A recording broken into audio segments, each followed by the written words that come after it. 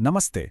हमारे चारों तरफ ना हर पल कुछ ना कुछ बदल रहा है। खाना पक रहा है, लोहा जंग खा रहा है। पर ये सिर्फ रोजमर्रा की घटनाएं नहीं हैं। इनके पीछे छिपी है एक पूरी कहानी जो केमिस्ट्री की सीक्रेट भाषा में लिखी गई है। तो आज हम इसी भाषा को डिकोड करने की कोशिश करेंगे और जानेंगे कि हमारे आसपास ये जो बदलाव होते हैं वो असल में होते कैसे हैं। तो चलिए एक मिस्ट्री से शुरू करते हैं। सोचिए जरा, खाना पकाना, दूध का फटना और लोहे पर जंग लगना, ये तीनों चीजें सुनने में तो एकदम अलग लगती हैं, है ना? लेकिन मजे की बात यह है कि इन सब के पीछे एक ही पावरफुल प्रोसेस काम कर रहा है, केमिकल रिएक्शन। जी हाँ, एक ऐसा धागा जो इन सबको एक साथ जोड़ता है। और आज हम इसी धागे को सुलझाने वाले हैं। तो हमारी पड़ताल का पहला पड़ाव है इस बदलाव के रहस्य को समझना। ये जानना बहुत जरूरी है कि एक केमिकल चेंज यानी रासायनिक परिवर्तन असल में होता क्या है और ये एक फिजिकल चेंज से अलग कैसे है। और यही समझ हमारी आगे की पूरी जासूसी का बेस बनेगी। अच्छा, तो यहां ध्यान दीजिए। फिजिकल चेंज में चीज का सिर्फ रूप बदलता है, उसकी असली पहचान नहीं। जैसे पानी का बर्फ बनना। पानी हो या बर्फ है तो वो H2O ही, लेकिन केमिकल चेंज में तो पूरी काया ही पलट जाती है। एक चीज पूरी तरह से कुछ नया बन जाती है, उसकी पहचान ही बदल जाती है। जैसे लोहा जब हवा और नमी से मिलता है तो जंग बन जाता है, जो कि एक एकदम ही नया सब्सटेंस है। बस यही है केमिकल रिएक्शन का सार, एक असली ट्रांसफॉर्मेशन। तो अब जब हमें पता है कि हम ढूंढ क्या रहे हैं, तो एक जासूस की तरह सुराग इकट्ठा करने का टाइम आ गया है। केमिस्ट्स ये पता लगाने के लिए कि कोई केमिकल रिएक्शन हुआ है या नहीं, कुछ खास संकेतों की तलाश करते हैं। चलिए इन सुरागों पर एक नजर डालते हैं। ये हैं वो चार मेन सुराग जो हमें चिल्ला चिल्ला कर बताते हैं कि कोई केमिकल रिएक्शन हुआ है। अगर किसी चीज की स्टेट बदल जाए, मतलब कोई ठोस चीज पाउडर बन जाए, या उसका रंग बदल जाए, या उसमें से गैस के बुलबुले निकलने लगें, या फिर उसका टेम्परेचर अचानक से कम या ज्यादा हो जाए, तो समझ जाइए कि कुछ तो केमिकल लोचा हुआ है। ठीक है, तो चलिए हमारे पहले क्राइम सीन पर चलते हैं। यहां हम मैग्नीशियम रिबन के जलने की घटना की जांच करेंगे और देखेंगे कि हमें कौन कौन से सुराग मिलते हैं। ये एक क्लासिक एक्सपेरिमेंट है जो केमिकल चेंज को बहुत साफ साफ दिखाता है। तो देखिए, जब मैग्नीशियम रिबन जलता है, हमें सीधे सीधे दो सुराग मिलते हैं। पहला, स्टेट में बदलाव, एक ठोस चमकीला रिबन जलकर सफेद पाउडर में बदल गया। और दूसरा, रंग में बदलाव, चांदी जैसे रंग का रिबन सफेद रंग के पाउडर में बदल गया। तो केस सॉल्व्ड, ये पक्का एक केमिकल रिएक्शन है। अब एक और केस देखते हैं, एक फ्लास्क जिसमें कुछ बुलबुले बन रहे हैं। यहां हम जिंक की डाइल्यूट सल्फ्यूरिक एसिड के साथ रिएक्शन को देखेंगे और सबूत इकट्ठा करेंगे। इस मामले में भी हमें दो बड़े सबूत मिले। पहला, गैस का निकलना, जिंक के दानों के चारों तरफ बुलबुले बन रहे हैं जो हाइड्रोजन गैस है। और दूसरा, टेम्परेचर में बदलाव, अगर फ्लास्क को छुआ जाए तो वो गर्म महसूस होता है, जिसका मतलब है कि इस रिएक्शन में गर्मी पैदा हो रही है। ठीक है, तो सबूत मिल गए, केस भी लगभग सॉल्व हो गया। पर केमिस्ट इन घटनाओं को लिखते कैसे हैं? क्या वो पूरी कहानी लिखते हैं? नहीं, वो एक खास शॉर्टहैंड का इस्तेमाल करते हैं जिसे कहते हैं केमिकल इक्वेशन।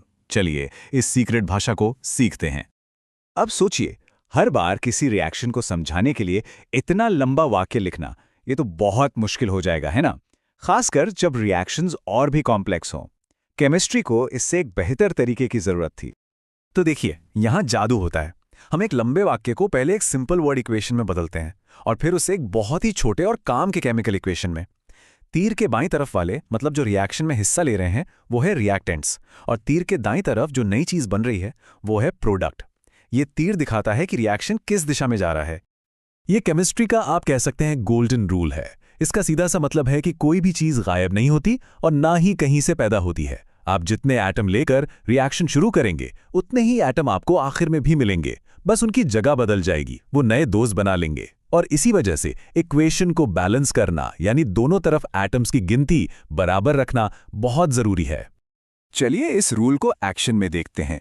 हमारे सामने ये एक इक्वेशन है, लोहे पर जंग लगने की, पर यह बैलेंस नहीं है। तो ये एक पजल जैसा है जिसे हमें सॉल्व करना है। हम इसे हिट एंड ट्रायल मेथड से स्टेप बाय स्टेप बैलेंस करेंगे। ठीक है, तो सबसे पहले गिनती करते हैं। लेफ्ट हैंड साइड पर, जिसे LHS भी कहते हैं, हमारे पास है एक आयरन, दो हाइड्रोजन और एक ऑक्सीजन। और राइट हैंड साइड यानी RHS पर 3 आयरन, 2 हाइड्रोजन और 4 ऑक्सीजन। तो साफ दिख रहा है मामला गड़बड़ है। तो रूल ये है कि हम सबसे बड़े कंपाउंड से शुरू करते हैं। यहां पर वो है Fe3O4। इसमें ऑक्सीजन के 4 एटम हैं, तो इसे बैलेंस करने के लिए हमें लेफ्ट साइड पर H2O के आगे 4 लगाना होगा। ठीक है, ऑक्सीजन तो बैलेंस हो गया, लेकिन अब देखिए हाइड्रोजन का हिसाब बिगड़ गया। लेफ्ट में अब 4 गुणा 2 यानी 8 हाइड्रोजन हो गए। अब हाइड्रोजन की बारी। लेफ्ट में 8 हैं तो राइट में भी 8 करने होंगे। सिंपल है, H2 के आगे 4 लगा देते हैं। अब हाइड्रोजन भी बैलेंस्ड। आखिर में बचा आयरन। राइट में 3 है तो लेफ्ट में Fe के आगे बस 3 लगा देते हैं और हो गया। हमारा इक्वेशन अब पूरी तरह से बैलेंस्ड है। दोनों तरफ हर एलिमेंट के एटम्स की गिनती अब बराबर है। तो अब हम इक्वेशन लिखना और बैलेंस करना जान गए हैं। अब टाइम है कुछ आम मुजरिमों को पहचानने का, मतलब कुछ कॉमन टाइप्स के रिएक्शंस को समझने का। इन्हें आप केमिस्ट्री के जासूसों के लिए आम पैटर्न समझ सकते हैं। सबसे पहले है संयोजन अभिक्रिया या कॉम्बिनेशन रिएक्शन। जैसा कि नाम ही बता रहा है, इसमें चीजें कंबाइन होती हैं यानी जुड़ती हैं। 2 या 2 से ज्यादा रिएक्टेंट्स मिलकर सिर्फ एक प्रोडक्ट बनाते हैं। कोयले का जलना इसका एक परफेक्ट एग्जाम्पल है, जहां कार्बन और ऑक्सीजन जुड़कर कार्बन डाइऑक्साइड बनाते हैं। अब कॉम्बिनेशन का ठीक उल्टा है वियोजन अभिक्रिया या डीकॉम्पोजिशन रिएक्शन। यहां एक अकेला कंपाउंड टूटकर 2 या 2 से ज्यादा छोटे छोटे प्रोडक्ट्स में बढ़ जाता है। जैसे फेरस सल्फेट को जब गर्म किया जाता है तो वो फेरिक ऑक्साइड, सल्फर डाइऑक्साइड और सल्फर ट्राइऑक्साइड में टूट जाता है। और फिर आता है डिस्प्लेसमेंट रिएक्शन।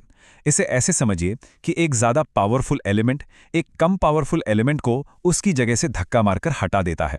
इसका क्लासिक एग्जाम्पल है जब लोहे की कील को कॉपर सल्फेट के नीले घोल में डालते हैं।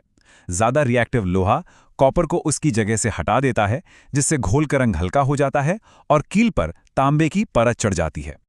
ठीक है, तो अब हम केमिस्ट्री की सीक्रेट लैंग्वेज और उसके कुछ पैटर्न्स जान चुके हैं। तो क्यों ना इस नई जासूसी स्किल का इस्तेमाल अपनी रोजमर्रा की जिंदगी की कुछ मिस्ट्रीज को सॉल्व करने में किया जाए। तो लोहे में जंग क्यों लगता है? अरे ये तो संक्षारण है, एक स्लो केमिकल रिएक्शन जिसमें लोहा हवा की ऑक्सीजन से दोस्ती कर लेता है। ये एक तरह का ऑक्सीडेशन है। और वो चिप्स जो रखे रखे अजीब से हो जाते हैं, वो है विकृत गंधिता। चिप्स का तेल भी हवा की ऑक्सीजन से रिएक्ट कर जाता है, यानी ऑक्सीडाइज हो जाता है। इसीलिए तो पैकेट में नाइट्रोजन गैस भरते हैं, ऑक्सीजन को बाहर रखने के लिए। तो देखा हमने कैसे केमिकल रिएक्शंस हमारी दुनिया को चला रहे हैं। अब जब हम ये भाषा समझ गए हैं तो सोचिए हम अपने आसपास की और कौन-कौन सी पहेलियां सुलझा सकते हैं। अगली बार जब किचन में केक फूलेगा या कोई दिया जलेगा तो शायद हम उसके पीछे की केमिस्ट्री को देख पाएंगे। है ना कमाल की बात?